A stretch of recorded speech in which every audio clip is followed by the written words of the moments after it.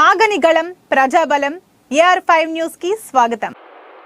చట్టసభలో వికలాంగులకు కూడా సముచిత స్థానం కల్పించాలని తనకంటి నారాయణ స్వామి స్వతంత్ర అభ్యర్థిగా నామినేషన్ దాఖలు. సత్యసాయి జిల్లా పుట్టపర్తి నియోజకవర్గం స్వతంత్ర అభ్యర్థిగా తనకంటి నారాయణ స్వామి నేడు శుక్రవారం నాడు నామినేషన్ వేశారు. తదనంతరం తనకంటి నారాయణ స్వామి మాట్లాడుతూ చట్టసభలో 4% రిజర్వేషన్ కలిగి ఉన్నప్పటికీ వికలాంగులకు ఏ రాజకీయ పార్టీ కూడా సముచిత స్థానం కల్పించకపోవడం బాధాకరమైన విషయమని, అందుకే స్వతంత్ర అభ్యర్థిగా నామినేషన్ వేశానని, తనకు కేటాయించిన గుర్తుకు ఓటు వేయించి గెలిపించాలని, గెలిపించినట్లయితే పుట్టపర్తి నియోజకవర్గంలో ఉన్న నీటి సమస్యను కానీ, నిరుద్యోగ సమస్యను కానీ, రైతన్నులకు ఉన్నటువంటి సమస్యలు కానీ తను తప్పకుండా తీరుస్తానని తెలిపారు.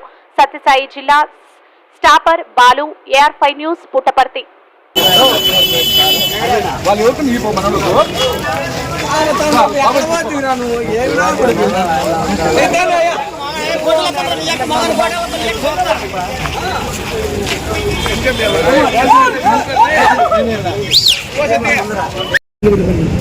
దివ్యాంగ హక్కుల పోరాట సమితి నుంచి రాష్ట్ర అధ్యక్షునిగా ఇవాళ పుట్టపర్తి నియోజకవర్గానికి కుక్కపట్నం మండలం అగ్రహార గ్రామానికి చెందినటువంటి దివ్యాంగుడు నారాయణ స్వామికి మా యూనియన్ నుంచి ఆయనకు పూర్తి మద్దతుగా అన్ని రకాలుగా మేము మద్దతు ఇస్తున్నాము.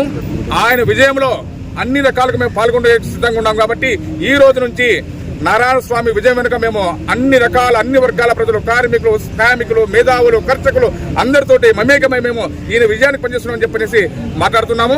అందులో అదేవిధంగా ఎందుకు మేము ఇవాళ మా దివ్యాంగులతో ఇవాళ నామినేషన్ వేస్తున్నామంటే అన్ని రాజకీయ పార్టీలు మమ్మల్ని విస్మరించాయి. ఏ పార్టీ కూడా ఇవాళ చట్టసభలలో 4% రిజర్వేషన్ ఉన్నా కూడా మమ్మల్ని ఎవరు పట్టించుకోవడం లేదు. నామినేటెడ్ పోస్టులో కూడా 2016 హక్కుల చట్టం చేశారు, కానీ ఆ హక్కుల ప్రకారంగా మాకు రావాల్సిన వాటా రావడం లేదు. ఏ విషయంలో కూడా ప్రతి రాజకీయ పార్టీ మాకు నష్టం చేస్తుంది. కాబట్టి అందుకని ఇవాళ మేము మా దివ్యాంగుడు ధైర్యంగా ముందుకొచ్చి ఈరోజు నేను నామినేషన్ వేసి నేను ఎటువంటి పరిస్థితుల్లో కూడా మా దివ్యాంగ జాతి మేము ఏ విధంగా మా యొక్క సత్తా చాటరాని పొజిషన్లో మేము ఇవాళ ముందుకొచ్చాం. కాబట్టి మా నారాయణ స్వామికి తప్పకుండా ఆయన విజయానికి పాటుపడి మా సంఘం అంతా, మా జిల్లా కమిటీ, రాష్ట్ర కమిటీ ఆయన వెన్నట్టుండి ఆయన విజయానికి కృషి చేస్తామని కోరుచున్నాం. మన మండలం వచ్చి బుక్కాపట్నం మండలం అగ్రహారం గ్రామం.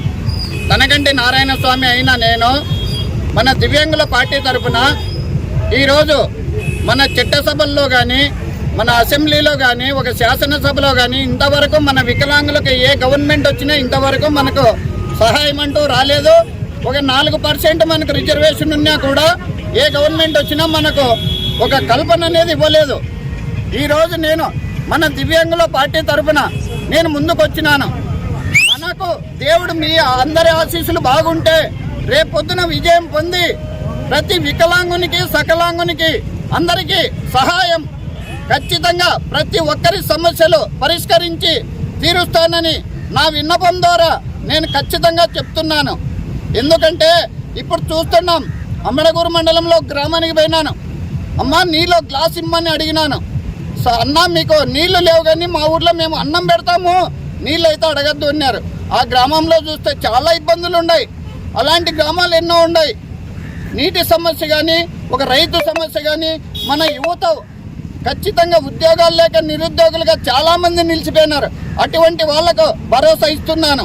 ఖచ్చితంగా మనము రేపొద్దున 13/5/2024 ఖచ్చితంగా పోలింగ్ రోజు మీరంతా వికలాంగులు, సకలాంగులంతా కలిసి మనకు ఖచ్చితంగా గుర్తు అనేది వస్తుంది 2-3 రోజుల్లో. ఆ గుర్తు మీద ప్రతి ఒక్కరూ ఓటు వేయించి గెలిపించాలని నా హృదయపూర్వకంగా మిమ్మల్ని అందరినీ ఆశీర్వదిస్తున్నాను.